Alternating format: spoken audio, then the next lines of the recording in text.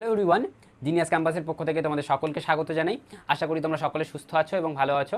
তো বন্ধুরা, এর আগের ক্লাসগুলোতে দেখেছো আমরা পার্সেন্টেজের যে বেসিক ক্লাসগুলো, মানে মূলত 3টে বেসিক ক্লাস করানো হয়েছে, যেখানে পার্সেন্টেজের যে কোনো অঙ্ক করতে গেলে এই বেসিক ক্লাস জানা কিন্তু অত্যন্ত প্রয়োজন। যারা দেখোনি তারা অবশ্যই ভিডিওগুলো দেখে নিও। ভিডিওর লিঙ্কগুলো আমি এই ভিডিওর ডেসক্রিপশন বক্সে দিয়ে দেবো।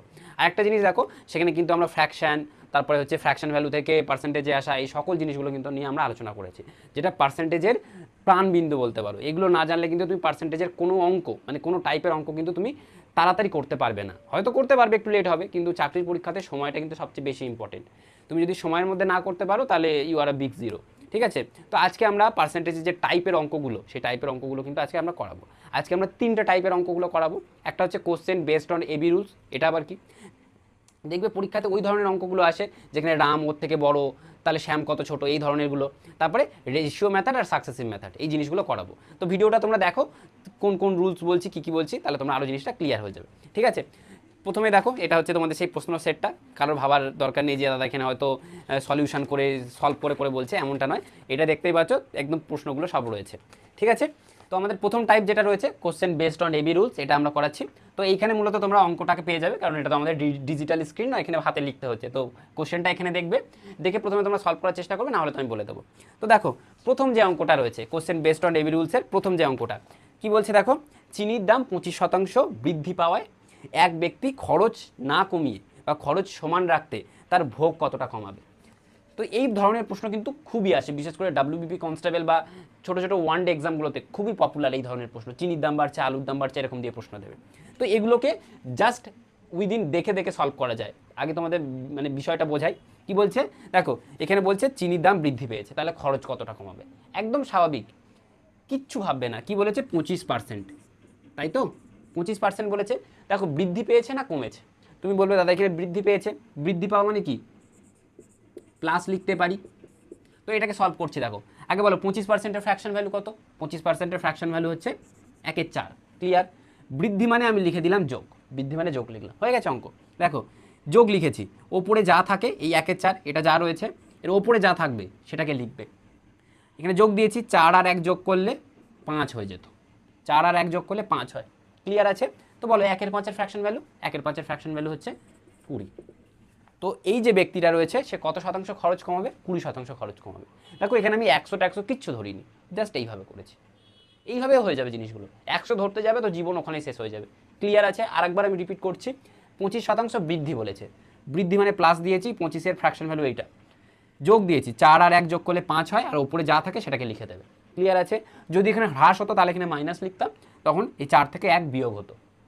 বোঝা গেছে জিনিসটা। তুলে নাও, এটাকে আমি মুছে দিচ্ছি। পরের প্রশ্ন দেখো, টাইপ একদম হুবাহু একই রয়েছে। যত প্র্যাকটিস করবে তত আরও ভালো হবে। আমার বলার আগে কিন্তু যেন এই অঙ্কে সলভ হয়ে যায় তোমাদের, তাও আমি বলছি মিলিয়ে নাও। কি বলছে, রান্নার তেলের দাম 16.23% বৃদ্ধি পেয়েছে, তাহলে পরিবার তার খরচটা কত শতাংশ কমাবে। এই তো বলেছে। আগে বলে 16.23, এটা বলছে তো 16.23, এটার ফ্র্যাকশন ভ্যালু কত। এর ফ্র্যাকশন ভ্যালু বলবে দাদা 1/6। যাদের যাদের ফ্র্যাকশন ভ্যালু মুখস্থ হয়নি আগে মুখস্থ করে আসো, তা নাহলে কিন্তু তাড়াতাড়ি অঙ্ক হবে না। পার্সেন্টেজ, এবার দেখো এখানে বৃদ্ধি বলেছিল, বৃদ্ধি বলেছিল, তো বৃদ্ধি মানে প্লাস লিখলাম, হয়ে গেছে অঙ্ক। তাহলে কি লিখবো বলো, 1 উপরে যা ছিল 6 আর 1 7, হয়ে গেল। 1 7-এর ফ্র্যাকশন ভ্যালু বলবে দাদা 14.27%। এই তো। এবার দেখো তাহলে এটা সঠিক উত্তর কি হয়ে যাচ্ছে, এটা সঠিক উত্তর হয়ে যাবে অপশান সি। ক্লিয়ার আছে একদম। চলো এটাকে তুলে নাও। পরের প্রশ্ন দেখো কি রয়েছে, একদম সেম প্যাটার্ন। প্র্যাকটিস করাচ্ছি, ভালো করে প্র্যাকটিস করো। তো কি বলছে, রহিম নটুর থেকে 16.23 অংশ ধীরে কাজ করে। ধীরে, আগে বলো 16.23 কার ফ্র্যাকশন ভ্যালু, এক্ষুনি বলেছি এরটা হচ্ছে 1/6-এর ফ্র্যাকশন ভ্যালু।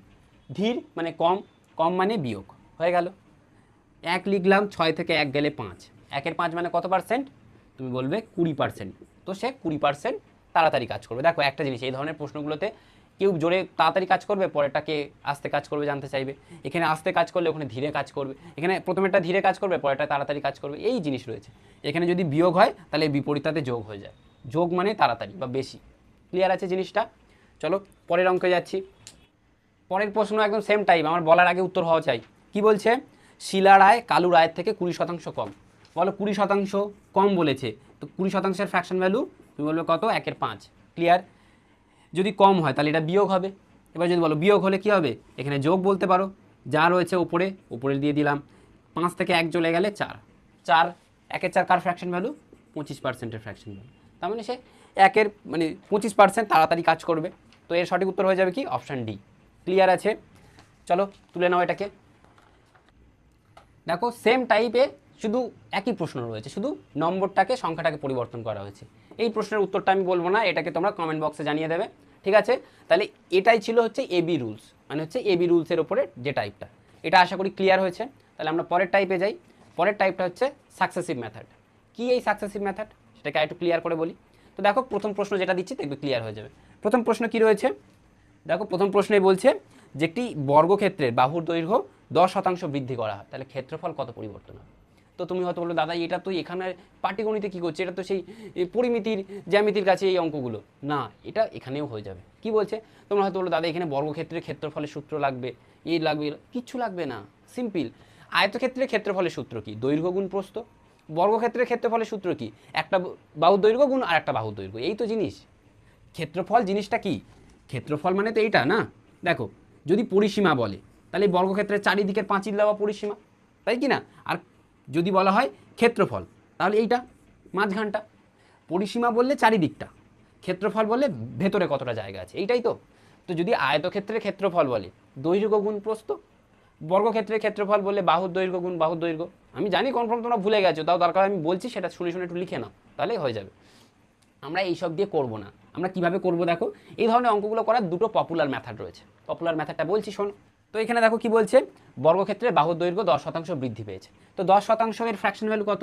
তুমি বলবে 10%-এর ফ্র্যাকশন ভ্যালু 1/10, তাই তো? তার মানে যদি 10 থাকে তার উপরে 1 বেড়েছে 11 হবে, তাই কি না? তাহলে দেখো আমি লিখছি ওল্ড আর নিউ, মানে আগে ছিল আর এখন হয়েছে। তাহলে বলো আগে যদি 10 হয় এখন 1 বাড়বে 11 হবে, বোঝা গেছে কি না? 10 ছিল 11, এটা কি একটা বাহু, একটা বাহু হলো প্রথম বাহু। বর্গক্ষেত্রে কটা বাহু লাগে? দুটো বাহু লাগে, তাহলে দুবার লিখতে হবে।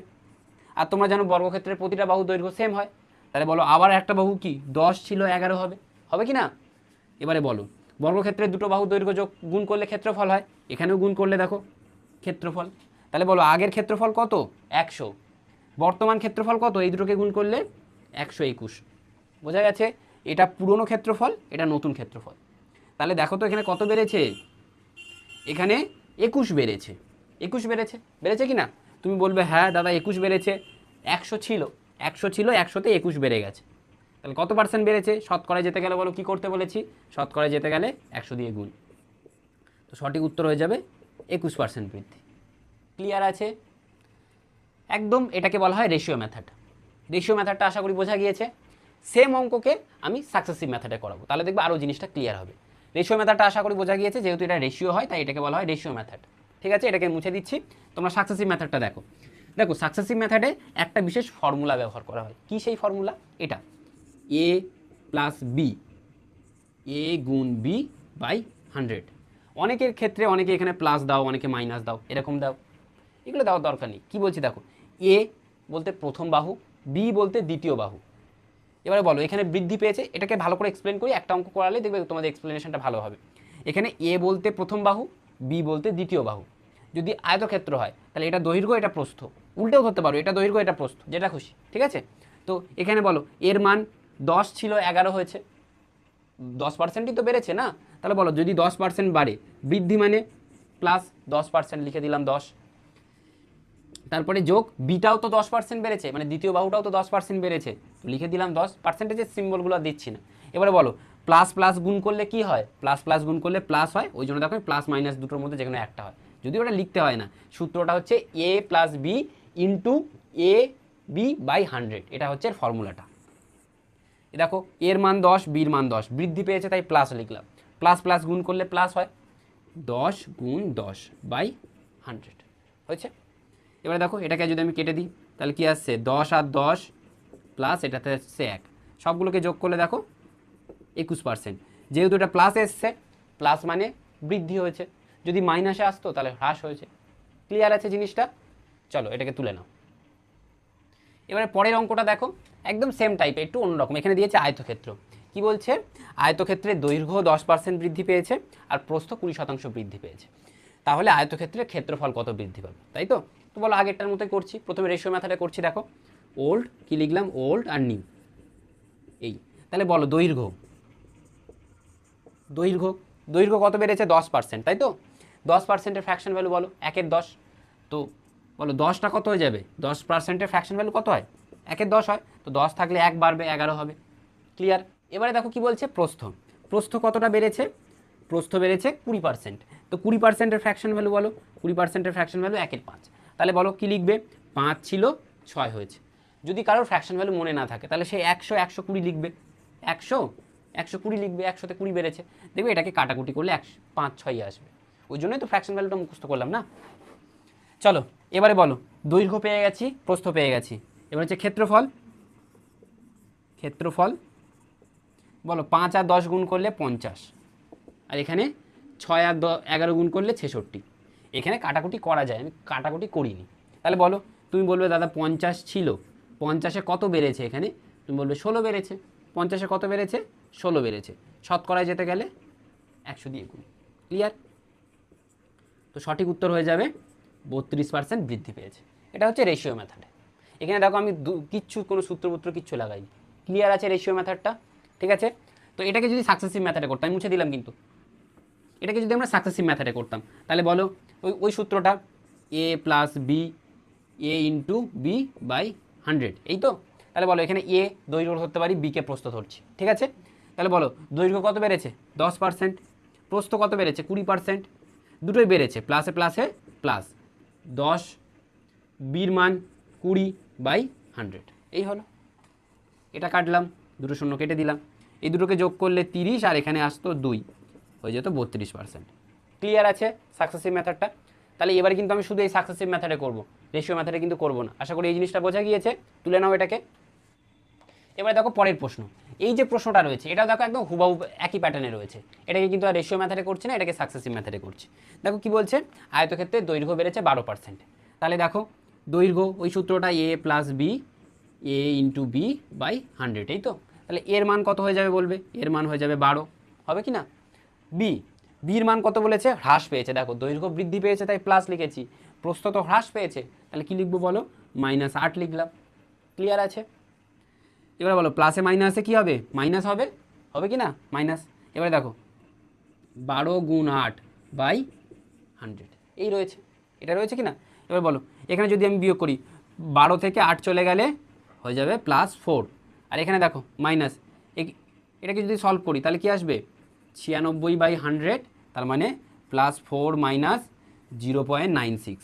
তো 4 থেকে যদি 0.96 চলে যায় তাহলে কত হবে, অ্যান্সার হয়ে যাবে +0.4, এটা হবে। এবারে দেখো এখানে যেহেতু প্লাস এসছে, প্লাস মানে কি বৃদ্ধি পেয়েছে, যদি এটা মাইনাস আসতো তাহলে হ্রাস হতো। তাহলে এটা সঠিক উত্তর কি 3.04%, এটা কি হয়েছে, এটা বৃদ্ধি পেয়েছে। তো এর সঠিক উত্তর কি হয়ে যাবে, অপশান এ হয়ে যাবে। আশা করি জিনিসটা ক্লিয়ার আছে, তুলে নাও এটাকে। পরের প্রশ্ন দেখো, দেখো হুবাহু একই রকম দিয়েছি, শুধু সংখ্যাটা আলাদা হয়েছে। কি বলছে, দৈর্ঘ্য 8% বৃদ্ধি পেয়েছে, প্রস্থ 10% হ্রাস পেয়েছে। চলো এখানে কি হয়েছে, ওই ফর্মুলায় করছি A B, A into B by 100। দৈর্ঘ্যকে কী ধরছি, এ, তাহলে বলো বৃদ্ধি পেয়েছে 8 লিখলাম, প্রস্থ হ্রাস হয়েছে তাই -10 লিখলাম। মাইনাসে প্লাসে কী হবে বলো, মাইনাস হলো 8 গুণ 10/100। এবারে বলো প্লাসে মাইনাসে মাইনাস, বিয়োগ করতে হবে। তো 10 থেকে যদি 8 চলে যায় তাহলে -2 হবে, আর এখানে মাইনাস। এটাকে সলভ করলে বলো কত হচ্ছে, -0.8 হয়ে যাবে। তো দেখো দুটোই মাইনাস রয়েছে, তাহলে বলো মাইনাসে মাইনাসে কী হয়, প্লাস হয়, অথবা আমাকে যোগ করতে হবে।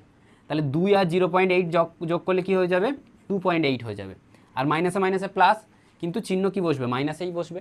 মাইনাস বসেছে মানে হচ্ছে এটা হ্রাস হয়েছে। তাহলে সঠিক উত্তর কী হয়ে যাবে, অপশান বি, 2.8% হ্রাস। জিনিসটা ক্লিয়ার আছে? চলো এটা আছে লাস্ট অঙ্ক করাবো। এই যে প্রশ্নটা রয়েছে এটাও কিন্তু পরীক্ষাতে বহুবার এসেছে। কি বলছে, যে ত্রিভুজের উচ্চতা 16.2-3 অংশ কমানো হয়েছে এবং ভূমি 33.1-3 অংশ বৃদ্ধি করা হয়েছে। তাহলে ক্ষেত্রফলে কত পরিবর্তন হবে? তোমাদের মনে হতে পারে দাদা ওই ত্রিভুজের ক্ষেত্রফলের সূত্র তো আমি জানি না, কিভাবে করব। তো সূত্র লাগবে না, সূত্র এখানে লাগবে না। তো দেখো এটাকে করছি রেশিও মেথডে। কি হচ্ছে, ওল্ড আর নিউ, এই, ঠিক আছে। এবারে দেখো উচ্চতা, উচ্চতা কত বেড়েছে, কমানো হয়েছে 16.2-3 শতাংশ। 16.2-3 ফ্র্যাকশন ভ্যালু কত হবে বলো, 16.2-3 ফ্র্যাকশন ভ্যালু 1/6। তার মানে যদি আগে 6 থাকে এখন 1 কমবে, 5 হবে। ক্লিয়ার? আর কি বলছে, ভূমি, ভূমি 33.13% কী হয়েছে, বেড়েছে। এটার ফ্র্যাকশন ভ্যালু কত, 1/3। তার মানে যদি 3 থাকে তাহলে 4 হয়ে যায়। এই তো দেখো, এটাকে গুণ করলে 18, এটাকে গুণ করলে হয়ে যাচ্ছে 20। তার মানে আগে যদি ক্ষেত্রফল 18 হয়, এখন ক্ষেত্রফল 20। বেড়েছে না কমেছে? তুমি বলো দাদা বেড়েছে। কত বেড়েছে? 18তে 2 বেড়েছে। এই শতকরায় যেতে গেলে 100 দিয়ে গুণ, 100 দিয়ে গুণ হয়ে যাবে। এটাকে যদি কাটি তাহলে দেখো কি আসছে, 1/9। আর বলো 1/9 মানে কত? 1/9 মানে কত পার্সেন্ট? 1/9 মানে হয়ে যাবে 11.19%। ক্লিয়ার রয়েছে? এবারে পরের দিনে তোমাদের বলবো, তোমরা এই যে দুটো মেথড শিখলাম, সাকসেসিভ আর রেশিও মেথড, এইখানে কখন আমরা সাকসেসিভ করব, কখন আমরা রেশিও মেথড করব, কোনটা করলে তাড়াতাড়ি হবে। দুটো মেথডই তো সোজা, কোনটা করলে তাড়াতাড়ি হবে। যেমন দেখো এখানে আমি দেখো রেশিও মেথডে করেছি, কিন্তু আগেরগুলো সাকসেসিভ মেথডে করেছি। কেন করেছি? এই ধরনের প্রশ্ন অনেকে আসতে হতে পারে। তো এই প্রশ্নগুলো আমরা নেক্সট ক্লাসে এর অ্যান্সার দেবো। ততক্ষণ পর্যন্ত তোমরা ভালো থেকো, সুস্থ থেকো, এবং যদি কারোর কোথাও অসুবিধা হয় ভিডিওটাকে আরেকবার করে দেখবে, দেখবে সব ক্লিয়ার হয়ে যাবে। তারপরে কোনো সমস্যা থাকলে কমেন্ট বক্সে জানিয়ে দেবে, তার ভিত্তিতে দরকার আমরা ডাউট ক্লাস করিয়ে দেবো। দেখা হচ্ছে পরবর্তী নতুন ভিডিওতে।